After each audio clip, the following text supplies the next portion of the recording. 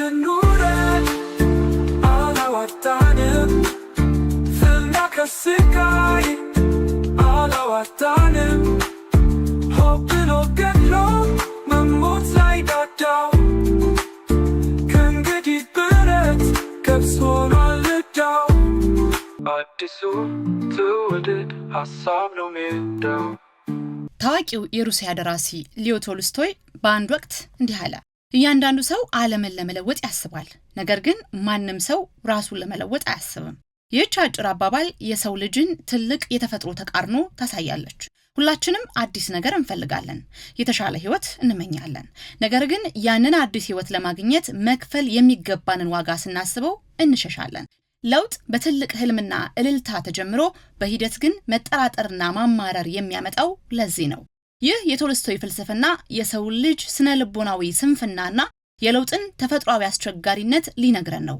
እኛ የሰው ልጆች በተፈጥሯችን ውጫዊው ዓለም እንዲቀየርልን እንፈልጋለን የተሻለ ማህበረሰብ ፍጹም የሆነ መንግስት ፍትሃዊ የኢኮኖሚ ስርዓትና ምቹ ህይወት እንመኛለን ነገር ግን ይህ ሁሉ ውጫዊ ለውጥ እውን ሊሆን የሚችለው በመጀመሪያ የለውጡ መነሻ የሆነው ሰው ሲቀየር ብቻ መሆኑን እንዘነጋዋለን ዓለም በራሷ አትለወጥም ዓለም የውስጣችን ነጸብራቅ ነች ማህበረሰብ የተናጠለ ስብዕናዎች ድምር ውጤት በመሆኑ ግለሰቡ ሳይለወጥ ስለ ማህበረሰብ ለውጥ ማውራት ባዶ ቅዠት ነው አብዛኛውን ጊዜ የለውጥ ጉዞዎች በትልቅ ህልም በተስፋና በእልልታ የሚጀምሩት ለዚህ ነው አዲስ ነገር ሲመጣ የቀደመውን ስቃይና ሰንሰለት የሚሰብር መስሎ ስለሚታየን ሁላችንም በደስታ እንቀበለዋለን ሆኖም ግን ለውጡ በተግባር መሬት ሲወርድና በሂደት ውስጥ ማለፍ ሲጀምር ነገሮች ይቀየራሉ ለውጥ ማለት አሮጌን ማፍረስና አዲስ መገንባት ነው አሮጌ ባህሪን የቆየ ጥቅምን የለመዱትን የምቾት ቀጠና ማጣት ደግሞ ህመም አለው ሰዎች የለውጥን ጣፋጭ ፍሬ ይፈልጋሉ ነገር ግን ፍሬውን ለማግኘት የሚጠይቀውን መራራ መስዋዕትነት ትዕግስትና የባህሪ ለውጥ መጋፈጥ ሲጀምሩ ጉዞው መክበድ ይጀምራል አዲሱ ነገር የለመዱትን አኗኗርና አስተሳሰብ ስለሚገፋው መጀመሪያ ላይ የነበረው እልልታ ቀስ በቀስ ወደ ማማረር ወደ መቆጨትና የለውጡን መሪዎች ወደ መውቀስ ይለወጣል ቶልስቶይ ሊነግረን የፈለገው እውነተኛ ለውጥ የሚጀምረው ከውጭ ወደ ውስጥ ሳይሆን ከውስጥ ወደ ውጭ መሆኑን ነው ጣታችንን ወደ ሌላው ከመቀሰራችንና ዓለምን ለመለወጥ ከመነሳታችን በፊት እያንዳንዳችን በውስጣችን ያለውን አሮጌና ለውጥን የሚከላከል ማንነት ለመለወጥ በረጅሙ መጓዝ እንዳለብን ያስገነዝበናል What we know about change will not stop it will only go faster ያንተሮ ለውጥን ማፋጠን እንጂ ለውጥ እንዳለ ማቆም ለውጥ ሲቆም ዓለም ነች እርግጠኛ ሆኜ የምነግራችሁ ለማናችሁም እዚህ ያላችሁ ሰዎች ከብዙ ነገር ኢትዮጵያ ትበልጣለች ቻሌንጅ ውጤቱ ያማረ ቢሆንም ይጎረብጣል ይኮሰኮሳል አይመችም because በውስጡ ቼንጅን አዲስ ነገር ነው እየፈጠረ የሚሄደው በጣም ምርጥ መንግስት እንፈልጋለን አዎ ግን አገር ካለ ሀብት እንፈልጋለን ግን አገር ካለ ቼንጅ ማለት ደግሞ የሚኮሰኮስ ነገር ነው ለጊዜው እስክትቀበለው ውጤቱን እስክታይ በቀላሉ መተማመን ጉዳይ አይደለም በርካታ ተግዳሮትን ይዞ ይመጣል የትንታኔ ሜዳ ነው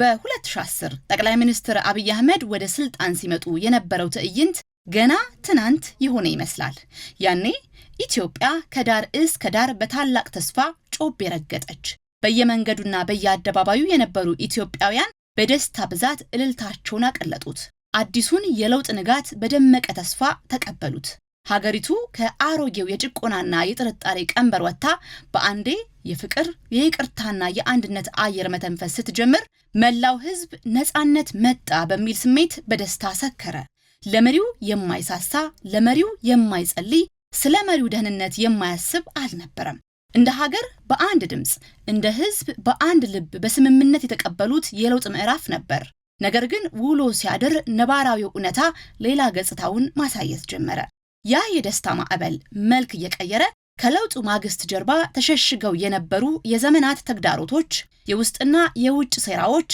እንዲሁም የተስፋ መቁረጥ አጥር በየአቅጣጫው መገንባት ጀመሩ።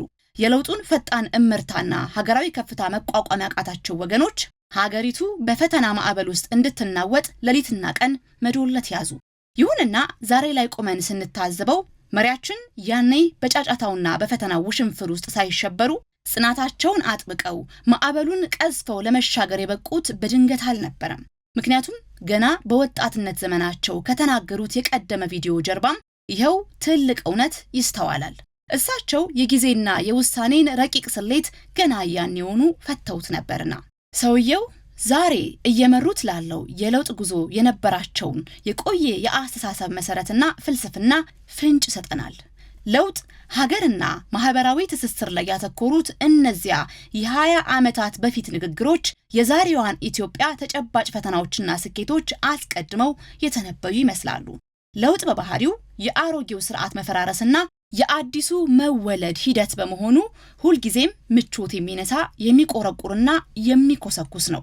ታዋቂው የግሪክ ፈላስፋ ሄራክሊተስ በዚህ ዓለም ላይ የማይለወጥ ነገር ቢኖር ለውጥ ብቻ ነው እንዳለው ለውጥን ማቆም አይቻልም። What we know about change. Change will not stop. It will only go faster. ያንተሮ ለውጥን ማፋጠን እንጂ ለውጥ እንዳለ ማቆም አይቻልም። ለውጥ ሲቆም ዓለም ያንቻል። በየቀኑ በአካላችን፣ በአስተሳሰባችን፣ በስሜታችንና በመንፈሳችን ውስጥ ለውጥ አለ። ነገር ግን ለውጡ ሲመጣ የሚፈጥረውን ህመም ተቋቁሞ መሻገር የነጋሪውን ያህል ቀላል አይሆንም። ቻሌንጅ ውጤቱ ያማረ ቢሆንም ይጎረብጣል፣ ይኮሰኮሳል፣ አይመችም። ቢኮዝ በውስጡ ቼንጅን አዲስ ነገር ነው እየፈጠረ የሚሄደው።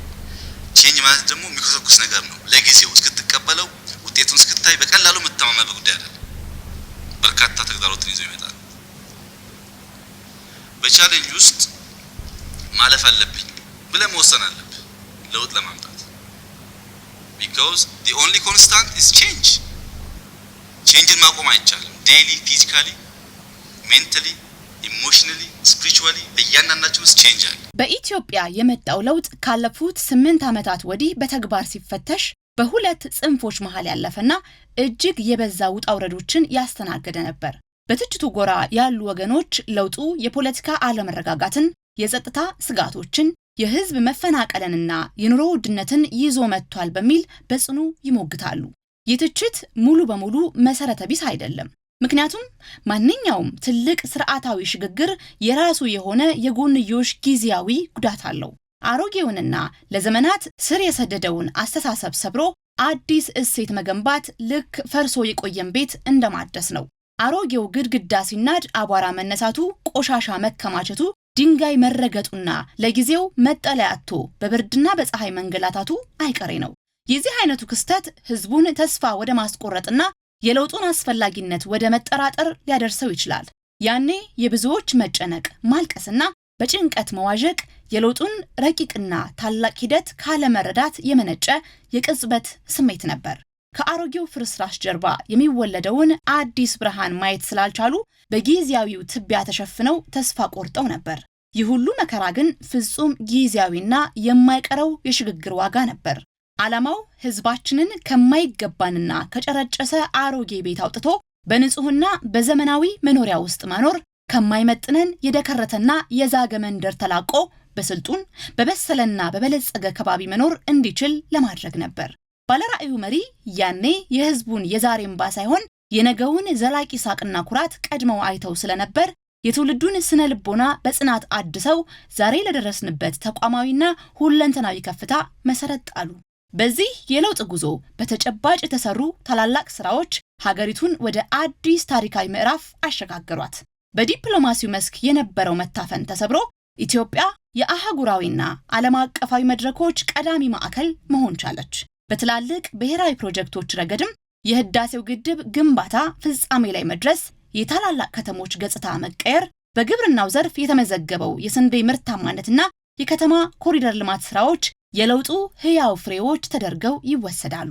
ይህ ተጨባጭ ስኬት ለውጡ ምንም እንኳ ቢጎረብጥም በውስጡ ግን አዲስ ህይወትና ብሩህ ተስፋ ይዞ የመጣ መሆኑን ማሳያ ነው። ነገር ግን የለውጡ አቀባበል በህዝቡ ዘንድ ወጥ አልነበረም። መጀመሪያ ላይ በከፍተኛ ተስፋና እልልታ የተቀበለው ማህበረሰብ ፈተናዎቹና መስዋዕትነቶቹ ሲበዙ ማማረርና መረበሽ መጀመሩ የሰው ልጅ ተፈጥሯዊ ባህሪ ነው። ከታሪክ ማህደር መሰል ከባድ የለውጥ ጉዞዎችን የመሩ መሪዎችና ሀገራት ሁሌም ከባድ ዋጋ ከፍለዋል። ለዚህ ታሪካዊ እውነታ ማሳያ የሚሆኑን የጀርመኑ መሪ ኦቶ ቮን ቢስማርክ ነው። በ19ኛው ክፍለ ዘመን ጀርመን በየአቅጣጫው ተበታትና በውስጡ ዝግብና በውጭ ኃይላት ተጽዕኖ ስር በነበረችበት ጊዜ ቢስማርክ ሀገሪቱን አንድ ለማድረግና ጠንካራ መዋቅር ለመገንባት የወሰዳቸው እርምጃዎች በወቅቱ የነበሩ ልሂቃንን ክፉኛ አስቆጥቶ ነበር። የብረትና የደም መሪ እየተባለ ስም ሲወጣለትና በአደባባይ ሲወገዝ፣ እርሱ ግን በትችቱ ሳይበገር የጀርመንን ጽኑ መሰረት አኖረ።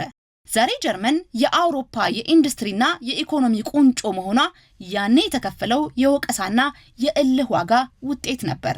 የሩቅ ምስራቋን ታላቅ ሀገር ቻይናን የለወጡት ዴንግ ዚያኦፒንግም ቢሆኑ ከዚህ የታሪክ መስመር አልወጡም።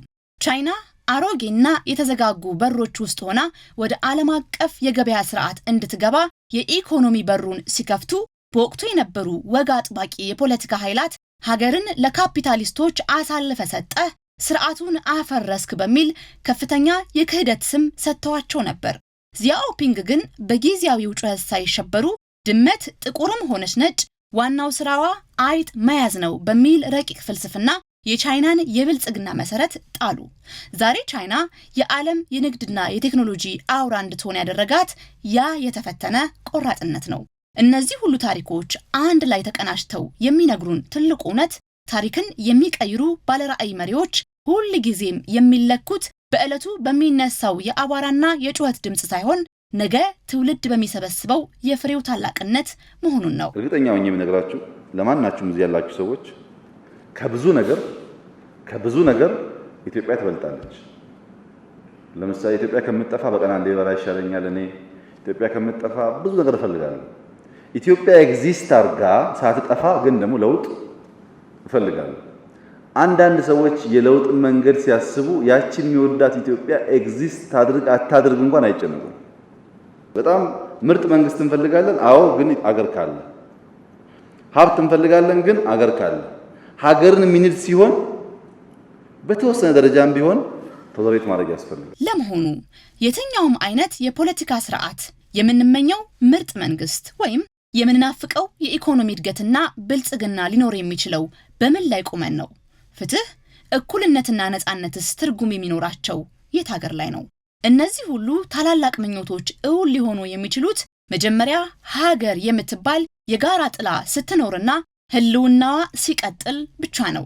ሀገር ከሌለች ሁሉም ነገር ከንቱ ነው። የታሪክ ምሁራን አጥብቀው እንደሚስማሙበት የጥንቱ የሮማ ኤምፓየር ውድቀትም ይሁን የቅርብ ጊዜዎቹ የሶሪያ የሊቢያና የየመን መፈራረሶች የሚያስተምሩን አንድ ትልቅና መራራ እውነት አለ። የመንግስት ለውጥ ወይም የተሻለ ስርዓት ፍለጋ በሚደረግ ትግል ውስጥ የሀገርን ህልውና አደጋ ላይ መጣል ራስን የመቅበር ያህል አስከፊ መቅሰፍት ነው። ለውጥ በሚያስፈልጋቸው ጉዳዮች ላይ በጽናት እየታገሉና ስህተቶችን በግልጽ እየነቀሱ የሀገርን ህልውና የሚንዱ አደጋዎችን ግን በጋራ መከላከል እንዲሁም በሂደት የሚስተካከሉ የተወሰኑ መዋቅራዊ ጉድለቶችን በትዕግስት ማለፍ የበሰለ አርቆ ሐሳቢና ስልጡን ዜግነት መገለጫ ነው። ይህንን የጋራ ህልውና አብሮነትና እርስ በርስ የመደጋገፍን ወርቃማ እሴት በምሳሌ ለማስረዳት በስፖርቱ ዓለም የተከሰተና የሰው ልጅን ርህራሄ በተግባር ያሳየ አንድ ታሪክ ማንሳት ይቻላል። እርሶ ቢሆኑ ምን ያደርጋሉ? እርሶና ሌሎች 8 ሯጮች በዓለም አቀፍ የመሮጫ ትራክ ላይ በየመስመራችሁ ተሰይማችኋል። ለዓመታት የለፋችሁበት ሌሊትና ቀን የደከማችሁበት የወርቅ ሜዳሊያ ህልማችሁ ከፊት ለፊታችሁ ይታያችኋል። ምልክቱ ተሰጠ፣ የጀምሩ ድምጽ ተሰማና ውድድሩ በታላቅ ጉጉት ተጀመረ። ሁሉም በቻለው ፍጥነት ወደ ድል ማማው እየገሰገሰ ነው። ነገር ግን ገና ጥቂት ሜትሮችን እንደተጓዛችሁ ከመካከላችሁ አንደኛው ሯጭ በድንገት ተሰናክሎ መሬት ላይ ወደቀ። በወደቀበትም በስቃይና በተስፋ መቁረጥ ድምጽ ጮሆ ማልቀስ ጀመረ። በዚህ ሰከንድ ምን ያደርጋሉ? የወደቀውን ጥላችሁ የህይወታችሁን ትልቅ ስኬት ለመጨበጥ ትሮጣላችሁ ወይስ ፍጥነታችሁን ቀንሳችሁ ወደ ኋላ ትመለከታላችሁ? 9 ወጣቶች ሲያትል ኦሎምፒክ ስታዲየም ውስጥ ሩጫ ውድድር አለባቸው። ሬስ ሊጀመር ተዘጋጁ። የጀመሩት ቦክስ ተተኮሰ። ሩጫው ተጀመረ። አፍተር ዋይል ከመካከላቸው አንደኛ ወደቀ። መውደቅ ብቻ ሳይሆን ጮኸ ተሰማ። አላዘነ፣ አለቀሰ። ስምንቱን ቀስ እያሉ ወደ ኋላ ተመለከቱ። ሲመለከቱ ከነሱ መካከል አንዱ ወድቋል። ሩጫው ቀስ እያለ ቆመ። ተመልሶ ወደ ኋላ። ከነሱ መካከል አንድ ሴት ነበረች። ሴት እንደምታውቁት ቡቡ ናት፣ እናት ናት። ቀድማ ሮጣ ደርሳ አነሳችው። እንዴት ነው በሽታው ፊልም ታደርገው አናገረች። ሁሉም አናገሩት። ልጁ ስቃይ ቢኖርበትም ቢያመው የነሱ ሬሱን አቋርጦ መመለስ ተደረገው። ተነቃቃ፣ ኢነርጂ ያገኘ። ተነሱና እጅ ላይ ተያይዘው ወደ ማሸነፊያው መስመር መጓዝ ጀመሩ። ሩጫው ተቋረጠ ማለት ነው። the whole crowd stood up እና ሞራሉ የተለየ ነበር። ሳይደርሱ ጀምሮ ሰው ይጮሃል፣ ያጨበጭባል። የውድድሩ ዋነኛ ዓላማ ቀድሞ በመድረስ የወርቅ ሜዳሊያ መውሰድና የግል ዝናን ማግኘት ቢሆንም እነዚያ ወጣቶች ግን ከግል ስኬታቸውና ከክብራቸው ይልቅ የወደቀውን ወንድማቸውን መታደግን መረጡ። በረጅም ፈታኝና እልህ አስጨራሽ የሀገር ግንባታ ሂደት ውስጥ በተለያዩ መዋቅራዊ ጫናዎች በኢኮኖሚ ሽግግር ንዝረትም ሆነ በሌላ ማህበራዊ ምክንያት የሚጎዱ የሚወድቁና ወደ ኋላ የሚቀሩ የማህበረሰብ ክፍሎች መኖራቸው አይቀሬ ነው። ታዲያ በዚህ የፈተና ሰዓት አቅም ያለው አካል ፍጥነቱን ቀንሶ ቆም ብሎ ዞር በማለት የወደቀውን ወገኑን ሊያነሳው ሊደግፈውና አብሮት ሊጓዝ ግድ ይላል። ምክንያቱም የጽኑ ሀገር ግንባታ ዋናው ምሰሶ የህዝቦች እርስ በርስ መተሳሰብ፣ የልብ ርህራሄና ፍጹም የማይበጠስ የጋራ አብሮነት ነውና ሰውየው በየመድረኩና በተግባር ያሳዩን ይህንኑ የአብሮነት ስሜት ነው። እሳቸው ጋር ፍጹም ጥሎ ማለፍ የሚባል ፖለቲካም ሆነ አስተሳሰብ የለም። ትናንት ሊጥላቸው ሊያደናቅፋቸውና ከስልጣን መስመሩ ሊያስወግዳቸው ሌሊትና ቀን ይታገላቸው የነበረውን ኃይል ሳይቀር እጃቸውን ዘርግተው ከወደቀበት ያነሱታል።